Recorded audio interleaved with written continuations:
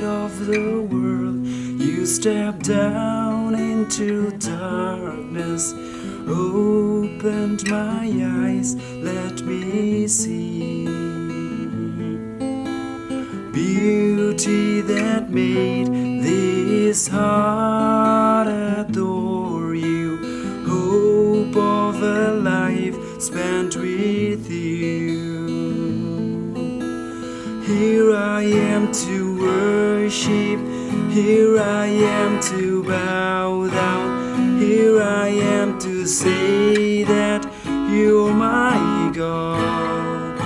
You're altogether lovely, altogether worthy, altogether wonderful to me.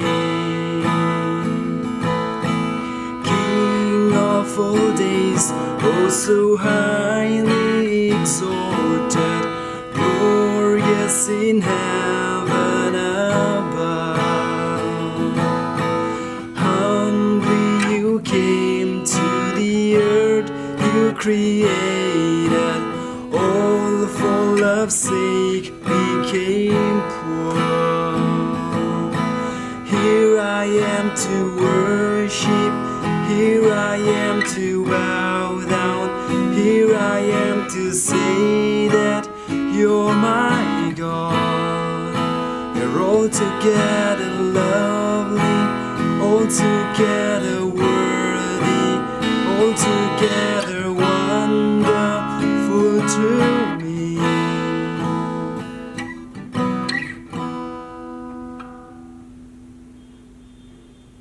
Okay.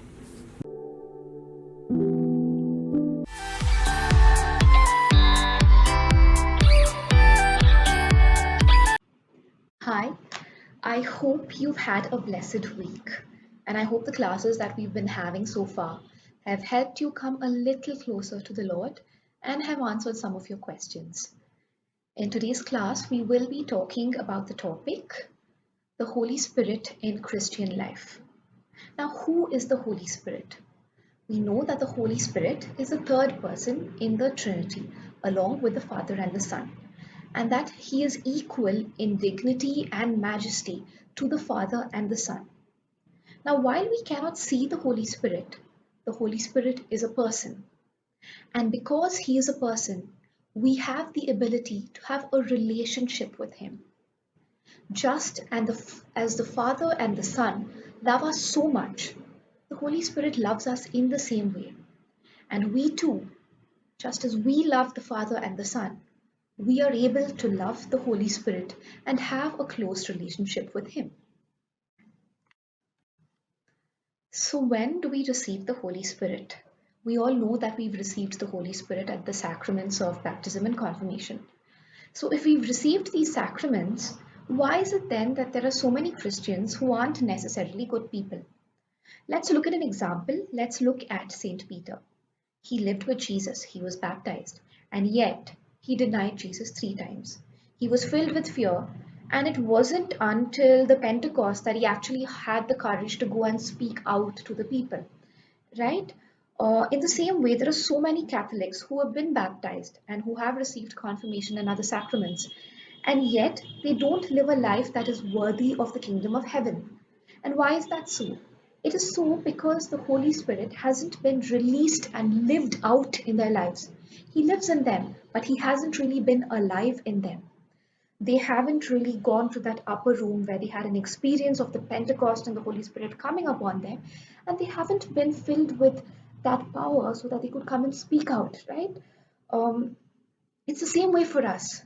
Each of us has to call upon the Holy Spirit and ask that there is a revival so that the Holy Spirit may be alive and living in us, and so that we may live a life that is guided by the Holy Spirit.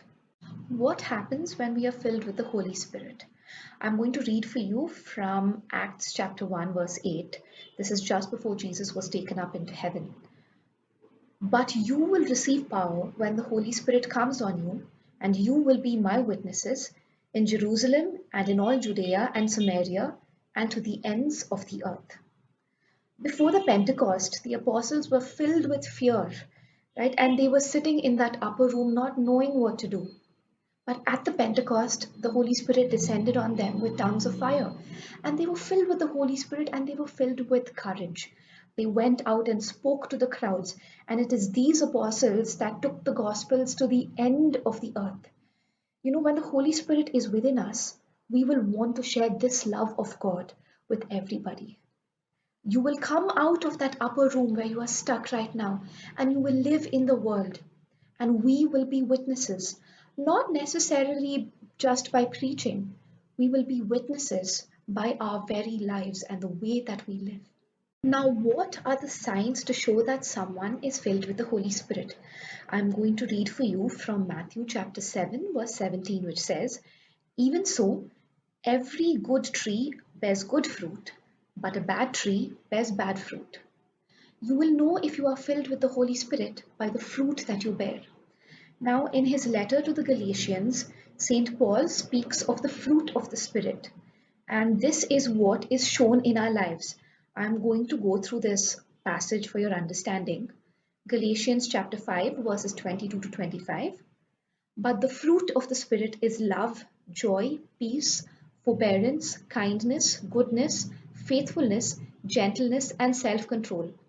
Against such things there is no law. Those who belong to Christ Jesus have crucified the flesh with its passions and desires. Since we live by the Spirit, let us keep in step with the Spirit." These fruit are important for us Christians. It is what differentiates us from the rest of the world, right? So let me explain these fruit to you in some detail. The first one, love. It talks about the perfect agape love that God gives us, which is unconditional. This is the kind of love that we should have for others. Joy. It just doesn't refer to happiness because something good happens to us. This joy is something that is within us and does not depend on our external circumstances. Peace. Once again, this is inner peace, which means that we do not worry based on what is happening around us. We are at peace because God gives us this peace.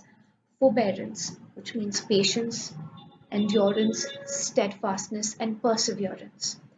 Kindness and moral integrity is very important. Goodness. As Christians that are filled by the Holy Spirit, we should live a life that is upright, and we are differentiated from the rest of the world because of this upright life that we lead. Faithfulness. Faithfulness refers to commitment to our vocation. Now, our vocation right now could be that of a son, a daughter, a student, a brother, a sister, a friend, a member of the church. Are we committed to this vocation of ours right now? Gentleness refers to meekness or humility, which is the opposite of pride. And finally, self control, which is the ability to control our desires of the flesh. And this is only possible through the power of the Holy Spirit. Now, each of us is called to live a vibrant life in the Spirit, to be witnesses by our lives, and to live out the fruit of the Holy Spirit. Let us ask the Lord to stir within us and awaken the Holy Spirit so that we will never ever be the same again. Let us each of us ask for a personal Pentecost so that God will renew us, our families, and our church. Let us pray. Come, Holy Spirit, fill the hearts of your faithful and enkindle in them the fire of your love. Send forth your Spirit, and they shall be created, and you will renew the face of the earth. Amen.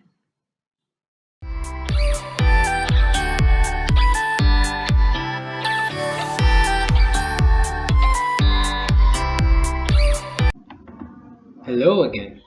I hope you had a wonderful week. But now, once again, it's time to learn about a new saint. So, welcome back to Let's Saint a Story. Here we are at the gates of heaven. So, if you recall, right here we have Saint Romero. Here we have Saint Francis of Assisi. Here we have Saint Therese of Lisieux. Right at the center we have Saint John Bosco. Here we have Saint Padre Pio. Here we have St. Augustine of Hippo. Here is St. Ignatius of Loyola, and towards the extreme right, we have St. Teresa of Calcutta. If you are not able to recall the stories of any of these saints, you can always go back and watch the videos to learn about the stories again. It is always good to be prepared and know the stories of each of these saints so that you can better relate the stories of the saints that you learn in the future. And if you were to tell the story to someone else, you can always recall, and it could be at the tips of your fingers. So, once again, if you do not recall these stories, you can always go back and see the videos again to learn about the saint once again. So, coming to today, if you were able to figure out the saint in that activity called Who's That Saint last week, congratulations! If you weren't able to figure out who the saint is for this week, then you can learn about the saint today. So let's go ahead and let's meet the saint. So once again, let me reiterate. Imagine you're meeting the saint at a hotel or a nearby park. So you want to make a new friend, you want to get to know the saint, so you ask a few questions. The saint replies, thus you make a friend because you learn more about the saint and you know the saint on a more personal level. So you make a friend. So let's begin our conversation with the saint. Casual encounter. This is the person you see in front of you. He's a small boy. He doesn't seem as old as the saints in the previous pictures or the previous encounters. So there's something very special about this person. He's young, vibrant, youthful. So let's learn more about him. So you start off by saying, "Hey, it's so nice to meet you. May I know your name?" To which the saint replies, "Hello, my name is Dominic Savio, but you can call me Savio if you want." "Tell me about your childhood, Savio." "Well, I was born on the 2nd of April 1842 in Chieri, Italy, to Carlo and Brigitta Savio. My family was very devout and pious. My parents had 10 children. My father was a blacksmith and my mother was a seamstress. Even as a small child, I used to say grace before every meal, and I refused to eat with those who did not. I always used to encourage others to pray. I used to visit church regularly. Even if the church was closed, I used to kneel and pray outside, be it in the snow or mud. In school, I was recognized as an exceptional student who studied hard and performed well. I became an altar server. I attended daily mass and went for confessions regularly. I received my first Holy Communion at the age of 7. That day was the happiest day of my life. On the day I received my first Holy Communion, I wrote 4 promises in the book. Those promises were: I will go to confessions often and as frequently to Holy Communion as my confessor allows. I wish to sanctify the Sundays and festivals in a special manner. My friends shall be Jesus and Mary. Death rather than sin. That's quite interesting, Savio. Tell me more. Well, in October 1854, I was personally introduced to St. John Bosco. I told St. Bosco that I wanted to become a priest. I studied directly under St. Bosco. I worked diligently to always ask questions if I didn't understand something. But around the same time, my health began to fail. My doctor asked me to be sent home to recover. After 4 days at home, my health condition worsened. My last words were, "Goodbye, Dad, goodbye. Oh, what wonderful things I see." I fell asleep and died within minutes on March 9, 1857. I was 14 years old at the time. I'm really sorry to hear that, Savio. What happened after that? Saint Bosco was actually powerfully touched by my life. He wrote a biography titled The Life of Dominic Savio. As people started to learn about me, he started calling out for my canonization. I was declared venerable in 1933 by Pope Pius XI.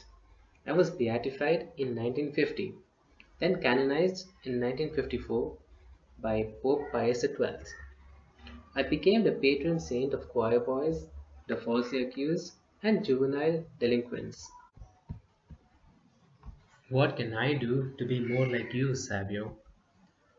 All you need to do is just pray daily, attend masses regularly, and confess your sins as often as possible. Spirituality and holiness lie in the simple things you do. Just keep God, Jesus, and Mary at the center of your lives, and everything else will fall rightly in place. Do good to others and live a charitable life. Have fun, but be diligent at the same time. It was really great meeting you, Savio. It was great meeting you too. Keep praying for me and pray to me. I too will be praying for you from up above. Before I leave, I would like to leave you with this quote. Nothing seems tiresome or painful when you are working for a master who pays well, who rewards even a cup of cold water given for love of him. Good going! You made a friend in St. Dominic Savio, someone of a similar age. It's easier to relate to, and you know how Dominic Savio has lived his life. So, once again, it's what you learn that counts. Being of a similar age, you've learned what Savio has done in his life, his daily prayers, his um, decision to visit the church on a daily basis, his dedication to God and his teachings, his promises.